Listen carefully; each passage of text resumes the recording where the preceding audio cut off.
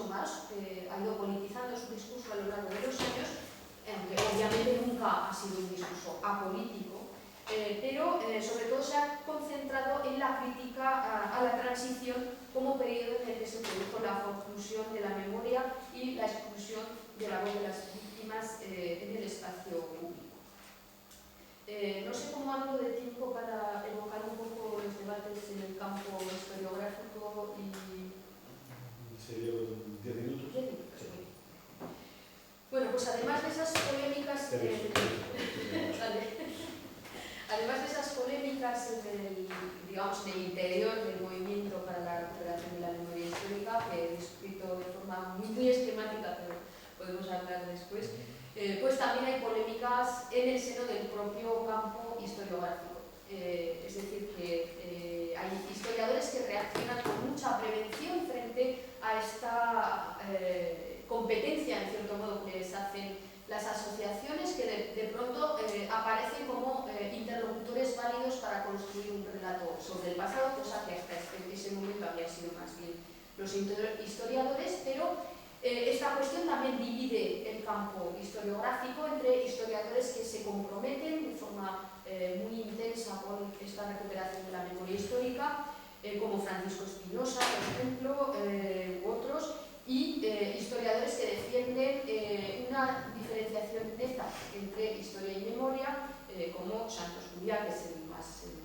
polémico, digamos, el que se ha peleado con todos, con Francisco Espinosa, con Sebastián Faber, con Pablo Sánchez León, y ha dado lugar a una serie de polémicas y enfrentamientos que serían un signo de lo que Sebastián Faber llama the crisis of academic legitimacy.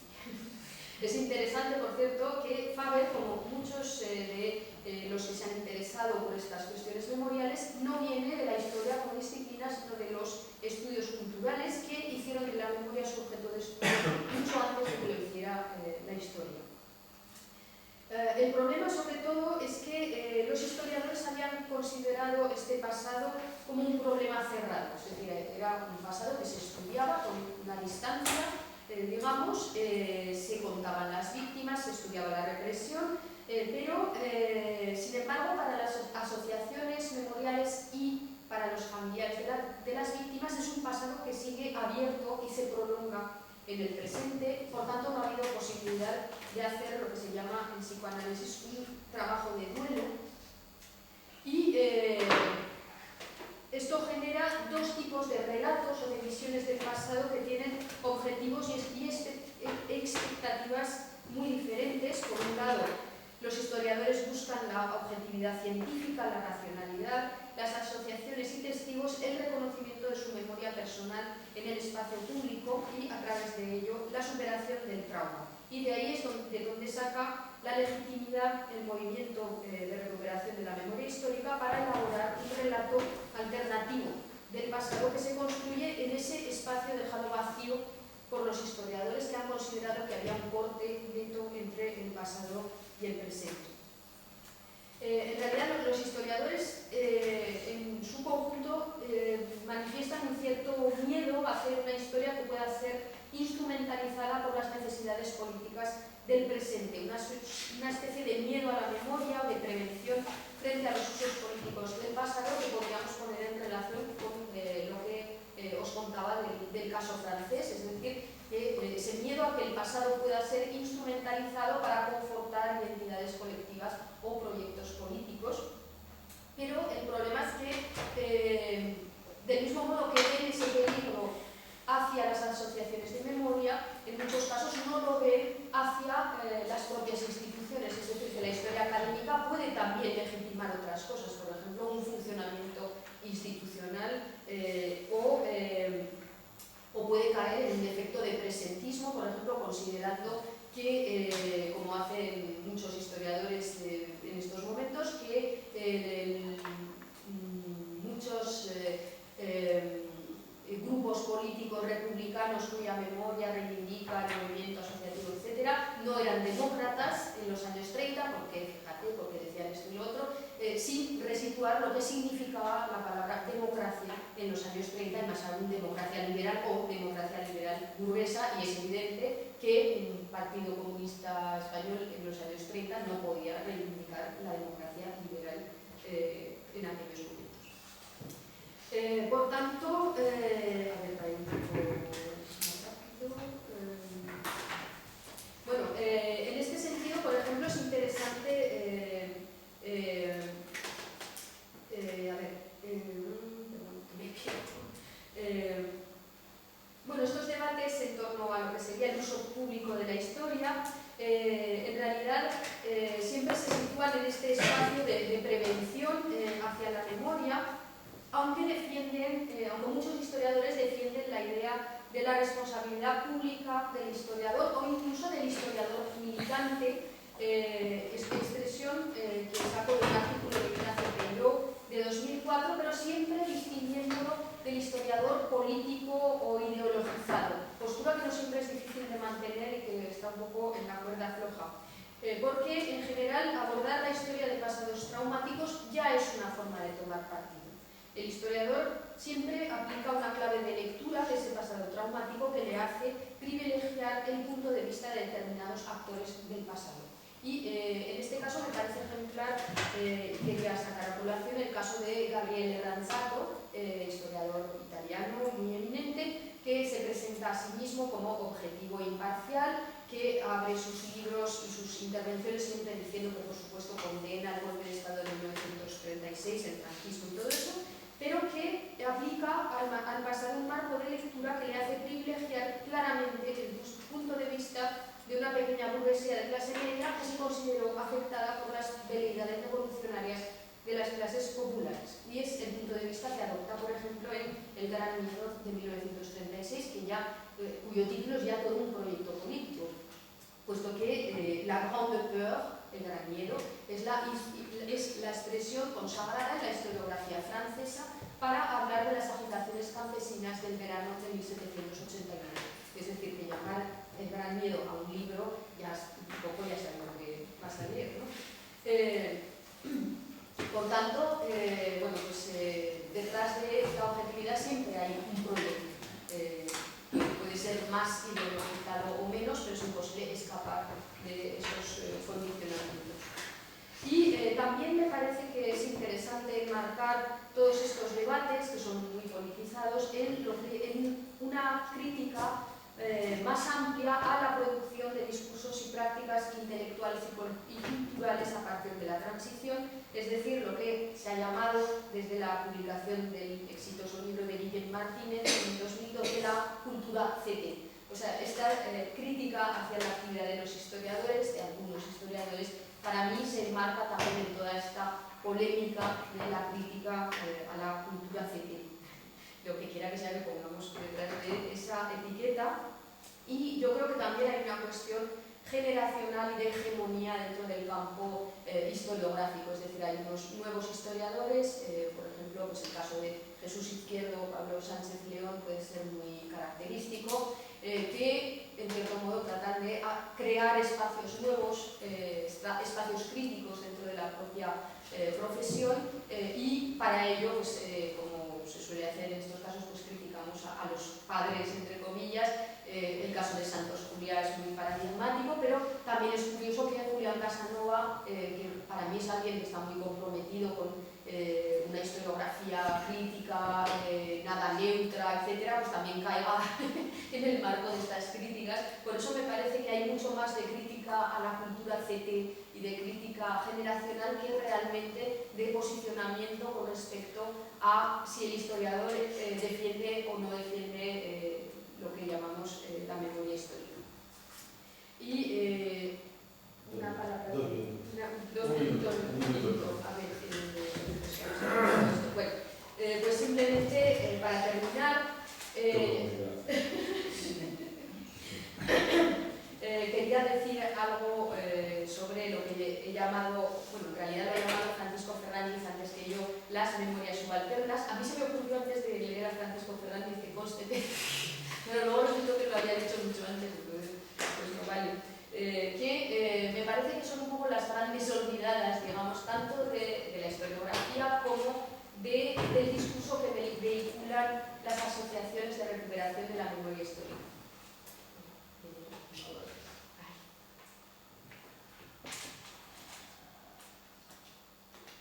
¿Y qué serían estas memorias subalternas? Pues serían estos discursos fragmentarios, personales, anecdóticos, producidos por las propias personas implicadas directamente en la violencia política de los años 30 y 40 y sus consecuencias, es decir, las víctimas, los familiares de las víctimas, etc. Y el caso es que, bueno, como tengo poco tiempo no puedo entrar en detalles, pero digamos que yo creo que hay un problema de cómo llevar al espacio público esas palabras, esos discursos, y es un problema para el que ni la historiografía ni la recuperación de la memoria histórica me parece que por el momento tiene soluciones que sean plenamente satisfactorias. Por un lado, la historiografía va a recuperar esos discursos y los va a enmarcar en un proyecto intelectual que no es el del productor del discurso, sino el del historiador. Entonces hay una cierta, digamos, utilización o incluso puede ser una desvirtuación de esas palabras de las víctimas. Y básicamente las asociaciones hacen un poco lo mismo, pero con otros proyectos, es decir, enmarcar esos discursos en la construcción de un relato colectivo sobre las víctimas, sobre la violencia de los años 30 y 40, y en ese discurso colectivo solo entrarían las palabras o los testimonios de los que consideramos como los nuestros. Es decir, el que no encaje en ese relato pues no va a entrar. Y una vez más no es el propio productor del discurso el que tiene las llaves de la difusión de su discurso. Y a mí eso me parece problemático personalmente, y es un problema que yo misma tengo y que tenemos, yo creo, todos los que trabajamos con testimonios orales, y que es un problema fundamentalmente ético. Es decir, cómo apropiarnos, o con qué derecho, con qué legitimidad, apropiarnos de las palabras de otros y para decir qué. Y bueno, me parece que ahí hay una cuestión sobre la que no se reflexiona lo suficiente. Y para terminar, pues hay maneras, probablemente unas mejores que otras, de hacer esto, de cómo vehicular la palabra de otros y para decir qué. Y quería citar un ejemplo que a mí me parece que es bastante interesante, que es el libro de Pedro Piedras, La Siga del Olvido, de 2012, que me parece una alternativa interesante, muy interesante de hecho, que bueno, probablemente es perfectible, tiene sus defectos, etc. Pedro Piedras publica unos cuadernos y unas listas elaborados por su tío Ángel Piedras, que es una víctima de la represión, es también familia de víctimas.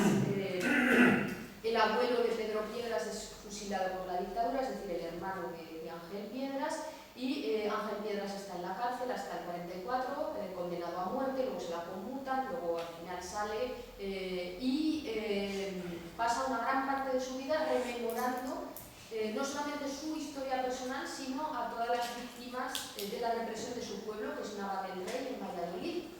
Y entonces la elección que ha hecho Pedro Piedras es publicar esas listas y esos textos integralmente, tal cual, sin tocar nada, pero acompañarlos de una serie de paratextos de diferente naturaleza, histórica, biográfica, autobiográfica, filosófica, que permiten una lectura compleja de esas listas y de esos cuadernos que, tomados, digamos, en bruto, pues probablemente serían poco inteligibles. Y lo cual plantea también el problema de la relación con la palabra escrita, que muchas veces es muy problemática para testigos que no han tenido una socialización cultural como la que podemos tener, por ejemplo, nosotros. Entonces, bueno, pues acabaría con este ejemplo. Me parece que con sus defectos pues, es una opción por lo menos interesante para hablar de cómo se puede restituir esa memoria o ese testimonio del pasado. Entre los problemas que plantea ese proyecto está probablemente el qué hacer con la emoción y la afectividad que portan en sí esos testimonios. Pedro Piedras en muchos textos reivindica esa escritura del pasado desde la emoción y reivindica lo que llama una nueva memoria textual, es decir, la búsqueda de formas interdisciplinares de dar cuenta de un pasado violento y traumático. A mí me parece que esa cuestión de la emoción es muy compleja y interesante de discutir, pero bueno, problemática también, porque el peligro es que la emoción acabe haciendo pantalla a la comprensión de las dinámicas violentas del pasado y que nos sumerja en el horror y que no nos permita dar un paso de lado, digamos, para comprender.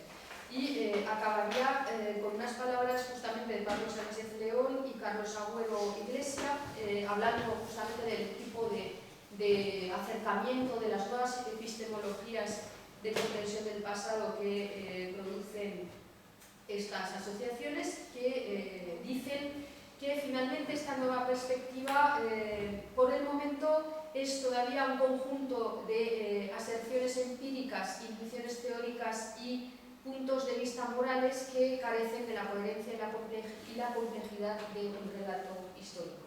Son palabras de Pablo Sánchez León y no mías, así que con eso me responsabilizo de la cuestión y, bueno, sobre todo, pues agradezco mucho la atención y la paciencia. Magnífico.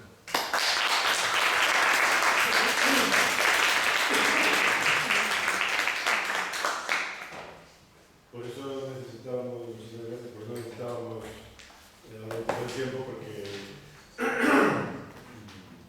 has introducido muchas cuestiones. Por ejemplo, que Pedro Piazza, la primera versión de su trabajo, la presentó aquí, en el Congreso de Historia Contemporánea que organizamos en el 2005, me parece. Y allí ya, y como un método de discusión que quedaba anulado, sin embargo, su trabajo para uno de la atención, no fue el único. Pero claro, el método de discusión de nuestros congresos tiende a priorizar, ya como estuvimos en el momento, ¿verdad, Antonio? Tiende a priorizar los discursos dominantes y a impedir los discursos nuevos. No es un problema que tenemos, que todavía no hemos resuelto. Bueno, entramos en la ronda de preguntas. Tengo varias, si me podrá expresar preguntas de cosas, si llegué más rápido que a mí, pero no oportunidad. Bueno, voy a decir varias cosas, muchas, pero voy a seleccionar. Una tiene que ver con la cuestión de los vacíos de memoria, ¿no? A propósito de lo que comentaba de la trata. Y de una experiencia que tuvimos el otro día en clase con un dirigente del Partido Comunista que luego se convirtió en profesor de historia medieval, una nueva vida que tuvo con nosotros, que se acaba de jubilar y que nosotros siempre llevamos a antiguos dirigentes de la antigüedad en historia contemporánea de España para que los alumnos perciban la memoria de una forma. Y a raíz de esa clase, que fue hace 2 semanas, hablando con él, la verdad, él publicó las memorias de su padre, encarcelado por el franquismo, de la guerra. La sensación es que con tanto foco en la memoria generamos enormes vacíos, ¿no? Miramos muchísimo para el 36. Hay aquí alguien que ha hablado de esto también alguna vez en estas sesiones, que es el Carnotec, ¿no? Pero claro, está ocurriendo una cosa muy curiosa, que hay gente torturada, que no habla de sus torturas, que hay gente que ha sido encarcelada durante 7 días en una comisaría y que es compañera nuestra. Y nosotros estamos hablando y reconstruyendo lo de los abuelos, que ya no viven. Y, digamos, es lo mismo que nos ocurre con la trata. Seguramente los últimos que tratamos con esclavos fueron los gallegos, los catalanes y los portugueses. Pero la culpa siempre es de los ingleses y no se sabe de quién, ¿no? Y curiosamente, todo ese debate que se produce en Francia aquí no existe. Entonces, no es porque los historiadores no nos preocupamos de eso. Y en el ámbito público, el problema, no tenemos la multiculturalidad ni el retorno del imperio para discutir esa cuestión. Y estamos tan tranquilos, ¿no? Entonces, la cuestión de la trata y del debate al que te refieres en Francia me trae a mí, y esta cuestión de los vacíos de memoria me trae a mí. Era solamente preguntarte en ese sentido si no crees que nos estamos olvidando de nuestras víctimas vivas, o sea, que no son nuestros abuelos, que están ahí.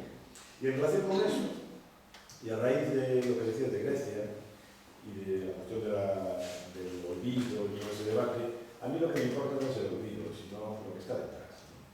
Sí, porque en Italia hay una ley de amnistía que hace Togliatti, porque el Partido Comunista de España en el año 56 declara contra la Constitución Nacional, y porque en Grecia todos los historiadores asumen el olvido. Y entonces, mirando no para la derecha ni para el fascismo, sino para la izquierda y la convicción del asunto, yo siempre me encuentro con las políticas de la Constitución Nacional. Que es algo que no hay en América, pero hay en Europa. Y nuestro Congreso del año 10, precisamente, allí, discutiendo esto con americanos, Garbinsky nos decía, esa frase yo siempre repito, es decir, la reconciliación es la bendición de los perdedores, de los vencidos. Sí. Claro, porque desde Argentina lo veo desde otro punto de vista. Entonces, bueno, si ahí hay una línea que tú también ves, o qué opinas de esta idea, ¿no?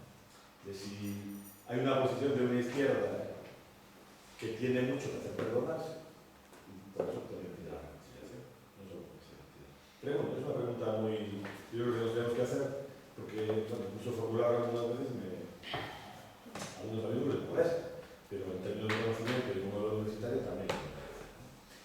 Y la tercera tiene que ver con... No, nada más. No, una cuestión solamente, porque por estas años pasaron, Ferrandis, pasó Robledo, pasó muchísima gente por estos años. Pero esta cuestión de los nombres subalternas, ya que estoy viendo a Ana, antes de citar a Ferrandis, los estudios campesinos hablaban mucho de esta cuestión. Y de hecho, Ana habla mucho de este tema, antes creo yo que lo haga Ferrandis.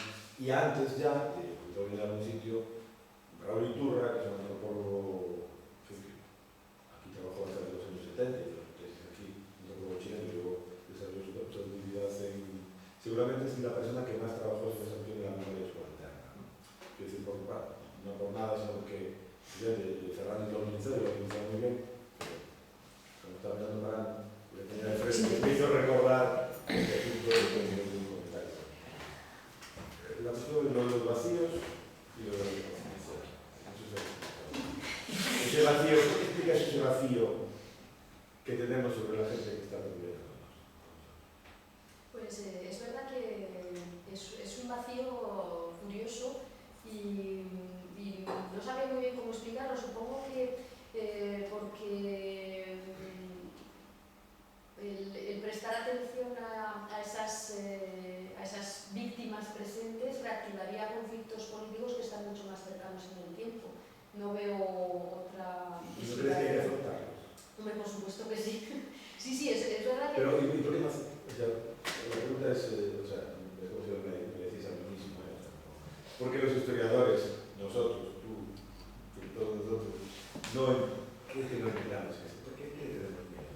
Yo creo que, bueno, en general, o sea, si los historiadores ya tienen ciertas prevenciones para entrar en los conflictos de los años 30, pues conforme más vamos avanzando en el tiempo, pues más complicado es. Yo creo que hay una convención que todavía funciona, aunque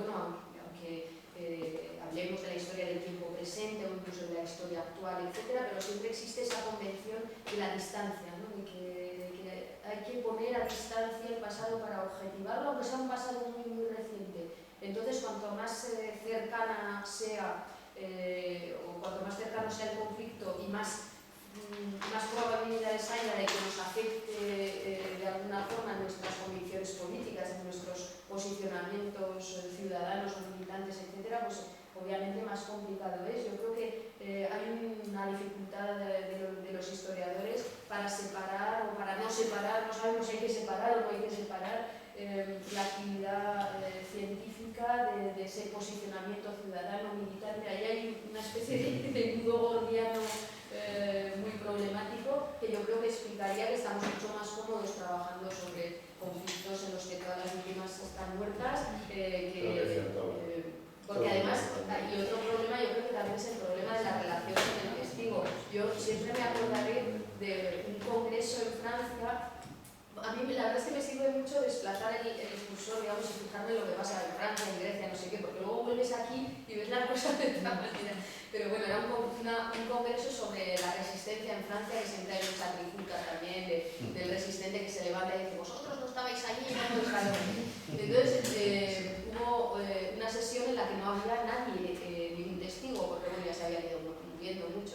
Entonces, no me acuerdo quién fue, pero ni tampoco lo quería. Dijo, qué tranquilos estamos, que no hay ningún testigo para llevarnos la contraria, básicamente. Entonces yo creo que eso también es un problema de que todavía no hemos aprendido a discutir historiadores y testigos y darnos cuenta de que funcionamos con esquemas mentales diferentes y que construimos relatos que tienen objetivos e intereses diferentes. Y eso es una cosa que no acabamos tampoco de resolver. Entonces yo creo que hay mucho de eso, también es el miedo de enfrentarse al testigo que te tire para abajo todo lo que tú pacientemente has construido en los archivos y no sé qué, y el miedo del testigo a verse despojado de su propia memoria, porque yo creo que en eso no pensamos lo suficiente, en el efecto que le hace a alguien que ha vivido lo que nosotros estamos contando en nuestro libro tan bonito que hemos escrito en nuestro despacho o lo que sea, que contraría su propia memoria personal. Yo creo que eso también es duro. Y también provoca una irritación de la que no somos del todo conscientes. Y en todo caso es algo que a mí yo me acuerdo cuando escribí La Guerra de los Vencidos, era algo que me aterraba, porque me servía mucho de testimonios personales que bueno, yo luego enmarcaba en mi propio discurso. Claro, y decía, ¿cómo lo van a leer esto? O sea, me daba terror de volver a los pueblos aquellos del Maestrazgo y que me tiraran piedras, no sé, que realmente haber traicionado en cierto modo lo que esas personas contaban, porque claro, yo a veces no estaba del todo de acuerdo, luego sitúas las cosas con respecto al archivo, en Tito. Espera que termine. No, yo ya está, o sea, simplemente es eso, que cuanto más te acercas al presente, más tienes que afrontar una multiplicidad de discursos.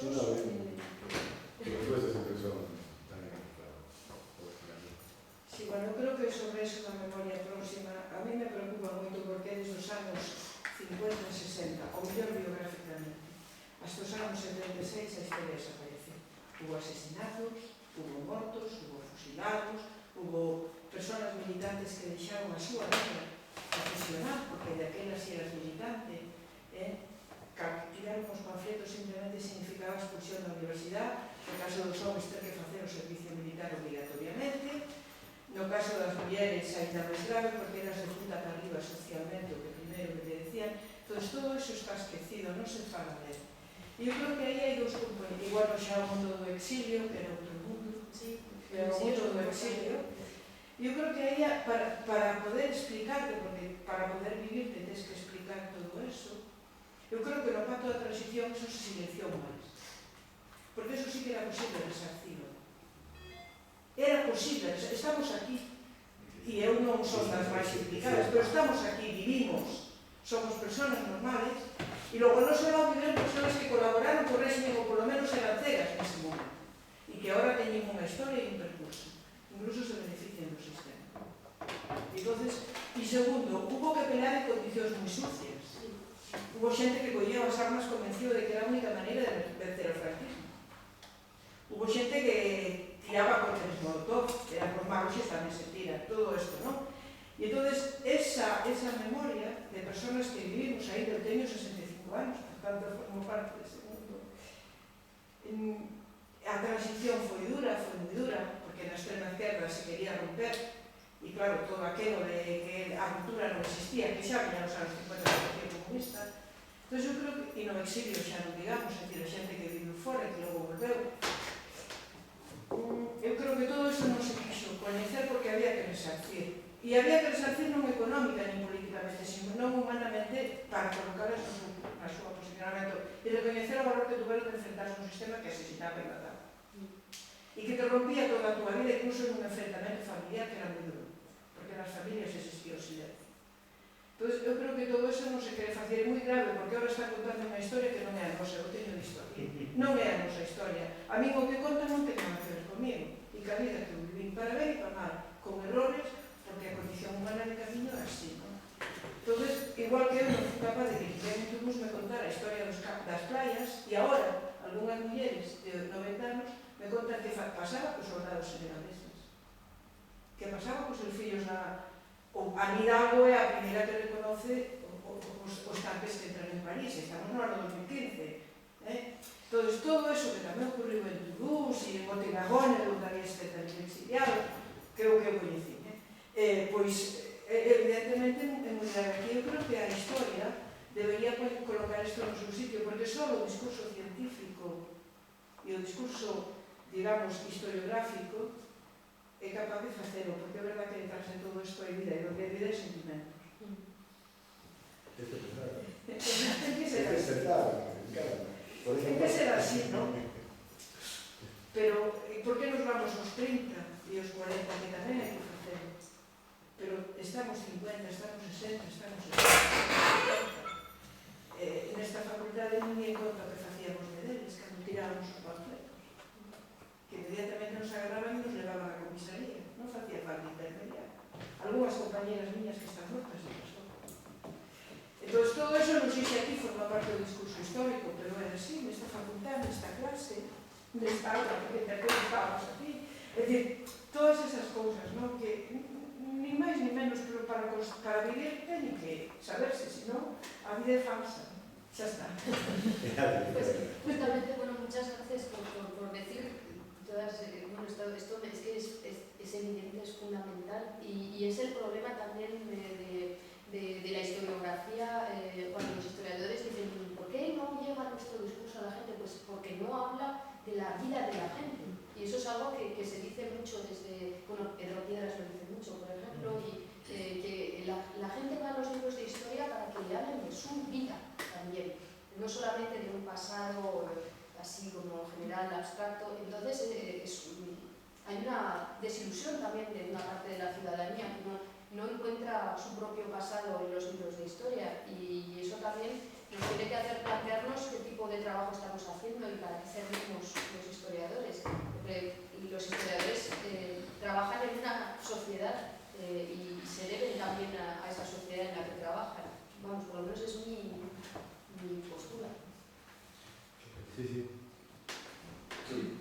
Bueno, yo un poco al hilo de esto, sí que quería también constatar que yo creo que esta situación está cambiando mucho en los últimos años, ¿no? Porque de hecho está habiendo un boom de investigaciones justamente sobre estos temas.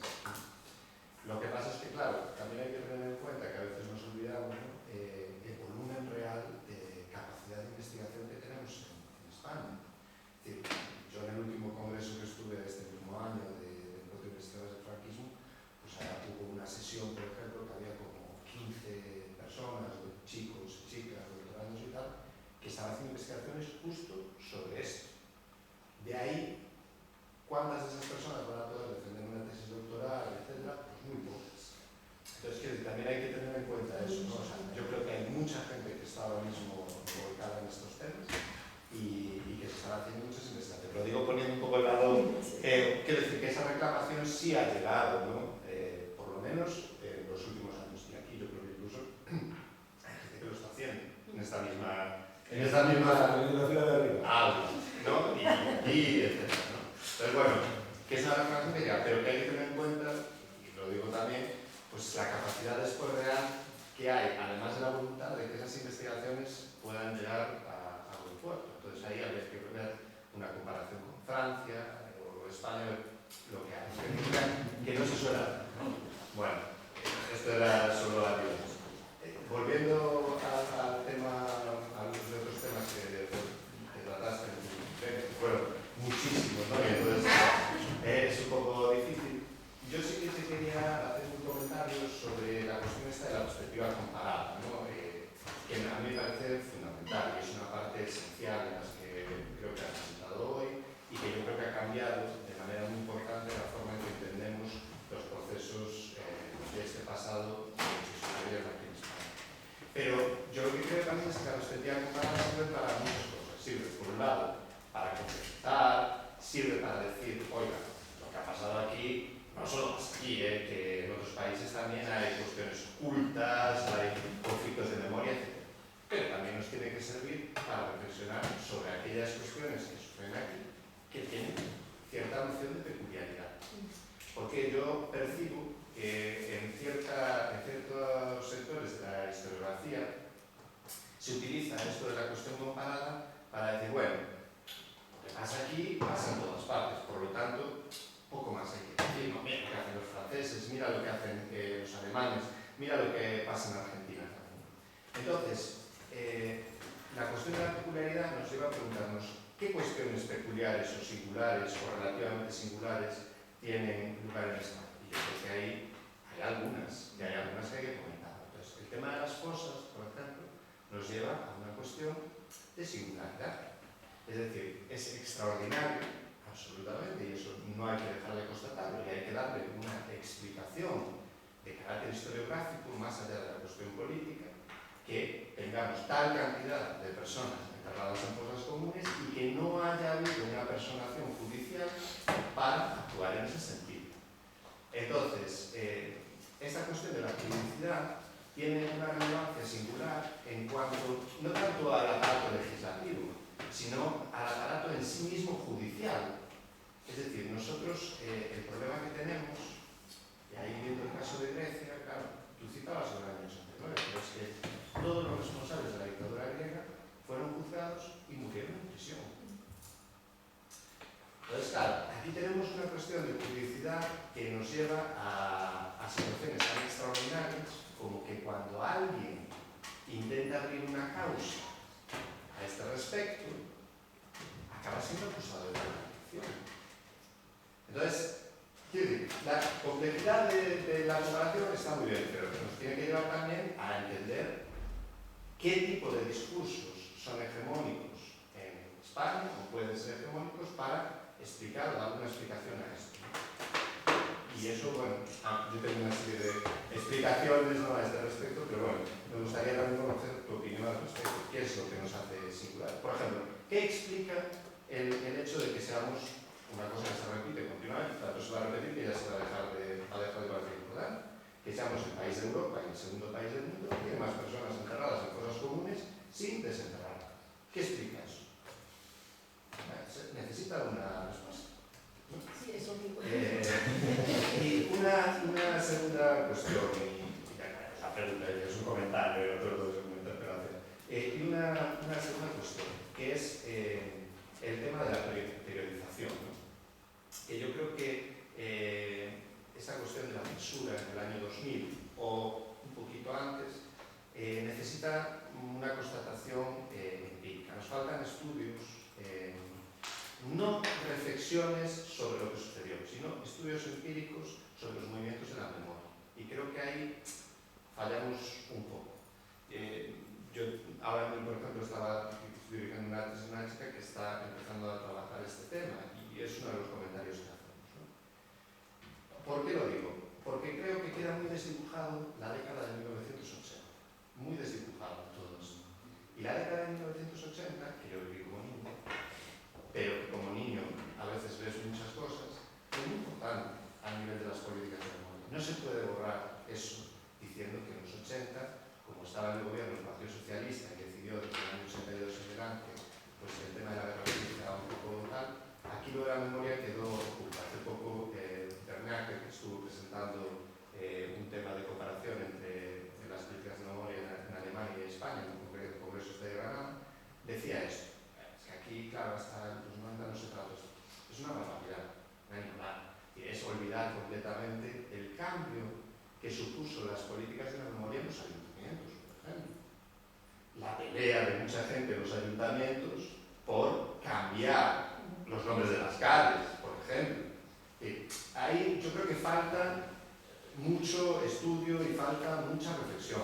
Lo que suponía también a nivel de los medios de comunicación, todas las películas, series. Yo, por lo menos, siempre me sentí creciendo en una cultura en la cual se presentaba claramente desde algunas cuestiones quiénes eran los buenos y quiénes eran los malos. Pero no en el sentido de salvar a los franquistas, sino también a lo que eran las víctimas del franquismo. O sea, no sé, yo creo que la serie de Lorca, por ejemplo, es una serie que fue muy popular y que hizo muchísimo por construir un imaginario alrededor de lo que fue la guerra civil. Digo, poniendo un poco en la balanza esto de la ocultación con lo que también supone en ese otro tipo. No todo es política estatal, ¿no? Entonces, bueno, también me gustaría que pudieras decir algo sobre esto. ¿Qué te parece? ¿Cómo se trata eso a nivel de dejar completamente de lado 10 o 15 años de historia, ¿no? De una manera así brutal. No puedo estar más de acuerdo contigo, o sea, vamos, estoy totalmente de acuerdo. Mejor, yo la pregunta. Empiezo por un comentario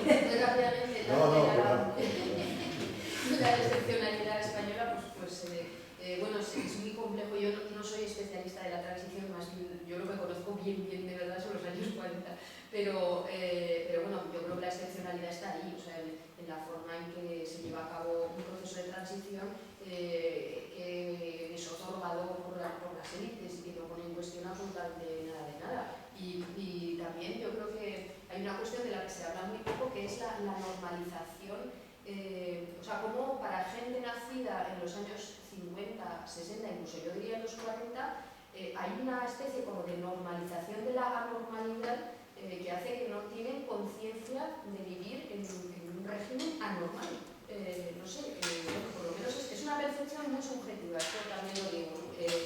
Con respecto a lo que yo he visto por parte de mi familia, de mis propios padres, que son gente que nunca ha estado implicada en ningún tipo de política de ninguna clase y que descubren en los años 90 el tipo de régimen en el que han vivido. Y de repente dicen, ostras, pero es que pasan estas cosas, es que había gente que desaparecía, es que no sé qué. Y entonces empiezan a releer su propio pasado a la luz de lo que les dicen documentales, series, libros de historia o mi propia tesis doctoral, muy mal recibida, por cierto, en el familiar en primer momento. Entonces, es verdad que yo creo que eso es algo que también hay que tener en cuenta a la hora de hacer estudios sobre las políticas de memoria en la España contemporánea de una forma global, es decir, cómo el franquismo tiene una política de memoria de destrucción del pasado republicano y de su propio pasado violento que finalmente es bastante exitosa y que le lleva a los años 70 con una parte de la ciudadanía totalmente alienada con respecto al tipo de régimen en el que han vivido. Y yo creo que eso explica también cosas.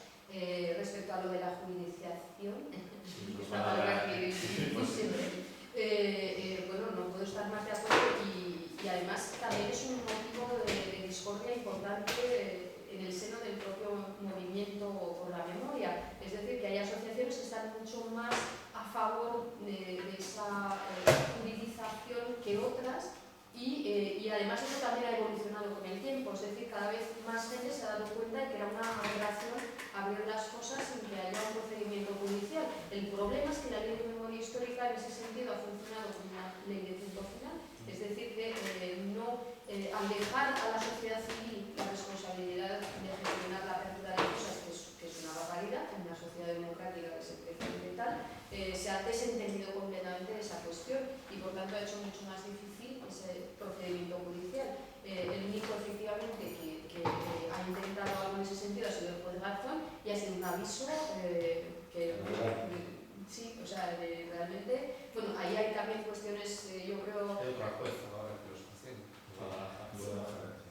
Pero con otra estrategia. en el caso de Garzón, además, yo creo que también es muy particular porque yo creo que va más allá, bueno, que hay la cuestión efectivamente de que hay gente que está empeñada en que el franquismo no se toque judicialmente y que es gente muy poderosa que tiene resortes para hacer que eso sea así, y luego también probablemente Baltasar Garzón se hizo muchos enemigos en su actuación. Bueno, entonces yo creo que es un tema complicado para el que tengo digamos, pocas competencias para hablar, porque lo conozco muy superficialmente. Pero bueno, es evidente que efectivamente ahí hay una excepcionalidad española, pero es la excepcionalidad también de la salida de dictadura que se hace en España y del proceso de transición. Y con respecto al estudio de las políticas de memoria y de la sociología de la memoria en España, bueno, me alegro muchísimo de que haya alguien que esté trabajando sobre el tema, porque a mí es una cosa que siempre me ha parecido un poco increíble, ¿no? Que nadie se preocupara, es decir, los libros que hay sobre memoria, sobre políticas de memoria, para mí son muy abstractos, hablan del discurso, pero no hablan de quién produce ese discurso, desde dónde, cómo se hace concretamente. Luego, lo que dices de los años 80, desde luego ahí hay un vacío tremendo de conocimiento, digamos, de lo que se hizo, y yo creo que ahí la dimensión local es muy importante también, es decir, que habría que hacer estudios locales porque es muy diferente la cuestión dependiendo de dónde estás, si estás en Zaragoza, en Santiago de Compostela, en Barcelona, la cuestión yo intuyo que va a bastante diferente, pero evidentemente que se empezó a hacer cosas desde el momento mismo de la transición. Todo el tema de la apertura de fosas de los años 70 se conoce muy mal. Es decir, quién hizo exhumaciones en ese momento, cómo, a qué dificultades se enfrentaron. Hubo publicaciones en la prensa, hubo una cierta mediatización, cómo se recibió eso, no sé, hay muchas cosas que no sabemos. En los años 80, como tú dices, se han interpretado siempre con esa perspectiva de que los gobiernos socialistas no hicieron nada, de que bueno, la movida luego se ocupó de atemplar a todo el mundo y que nadie se preocupara por el pasado, pero efectivamente hubo algo más, probablemente en determinados sitios mucho más, y los años 90 fueron para mí los cruciales, o sea, el momento en el que, bueno, para mí, para mucha otra gente, el momento en que emerge todo aquello, pero si emerge con tanta fuerza también es porque antes había ya un trabajo previo que se había hecho. Y lo que pasa es que, o sea, aquí voy a decir una cosa muy polémica, pero bueno, yo creo que estamos en confianza. Yo creo que es que a mucha gente del actual movimiento de la memoria histórica le interesa mucho decir que todo empezó en el año 2000. Y además manejando de manera muy hábil, vaya, tendré que discutir más. Bueno, que se cambiaron calles por primera vez el año pasado, porque el debate empezó este año. Claro, es que es una... En Ferrol se cambiaron todas en el 79. Pues una barbaridad. Y las tasas cuando se pudo. Sí. Terminaste. Hay más preguntas. Sí, Pero al final, digo, si hay más preguntas, la gente no me pregunta.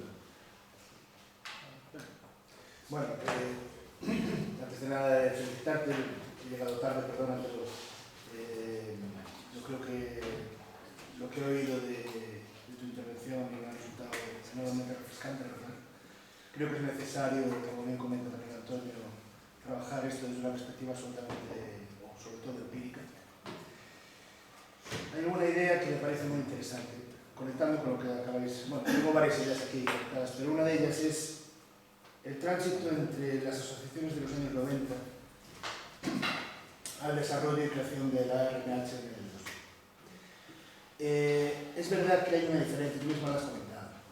La diferencia que existía entre esas asociaciones que se crean a partir de mediados, especialmente mediados de los años 90, es más bien política. Sin embargo, la RMH se crea desde una perspectiva que todos los historiadores, o buena parte de ellos, desde un primer momento, saludamos como algo cercano, que era que trataban el tema del pasado de una manera absolutamente autónoma. Claro, esa perspectiva, desde esa perspectiva, que es la perspectiva que se está reproduciendo, y tú lo comentas como hemos comentado ahora, esto de la memoria no empieza en el año 2000. Evidentemente su perspectiva como asociación sí. Hay una diferencia también que también comentas, que es que esas asociaciones inicialmente son los hijos, en el 2000 son los niños. Los hijos tienen un discurso mucho más político, mucho más influenciado. Un discurso mucho más tendente a las visiones del exilio, a las visiones de la lucha contra el franquismo, etc. Y a partir del año 2000 ahí surge un discurso distinto, que es verdad que procede de ahí, pero creo que surge un discurso distinto. Que eso sea la totalidad de la memoria, evidentemente no. Evidentemente no. La memoria se transmite de muchas maneras y va evolucionando, incluso hasta hoy en día. De muchas maneras. Pero creo que eso me parece muy, muy, muy interesante. La gran diferencia, creo, que existió a partir del año 2000, este supuesto, es dotar de humanidad al tema fosas. Dotarlo de humanidad, es decir, corporizarla, personificarla, imagen, comunicación, la gente llorando, la gente buscando las palas. Esa imagen pudo más